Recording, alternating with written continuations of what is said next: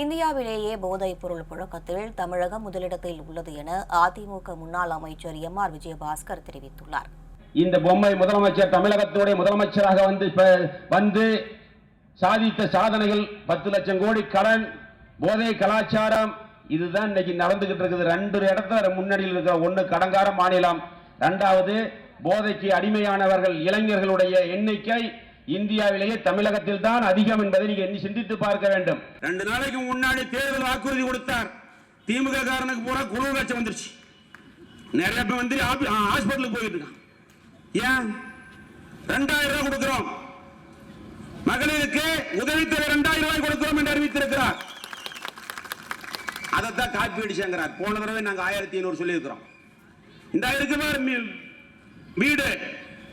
வீடு வந்து அறகுறையால் அல்ல, கான்கிரீட் வீடு கட்டி கொடுக்கப்படும்.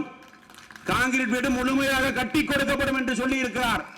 சொன்னதை செய்யக்கூடிய அரசு அம்மாவுடைய அரசு. சொன்னதை மட்டுமல்ல, சொல்லாததையும் செய்யக்கூடிய அரசு அதிமுக அரசு. 6 லட்சம் ரூபாய் மதிப்புள்ள கான்கிரீட் வீடு கட்டி கொடுக்கப்படும். சரி, இடம் இல்ல, ஒரே இடத்துல 2 குடும்பம் 3 குடும்பம் இருக்குது. அவர்களுக்கு மார்க்கெட் மதிப்பில் வெளியில இடம் வாங்கி 3 சென்ட் நிலத்தோடு கான்கிரீட் வீடும் கட்டி கொடுக்கப்படும். நிச்சயம் நடக்கும். இதை வந்து சொல்லிட்டு போறது திமுக காரன் இல்ல, சொல்றது அம்மாவுடைய அரசு, அண்ணன் எடப்பாடியார் என்பதை நீங்கள் மறந்துவிடக்கூடாது.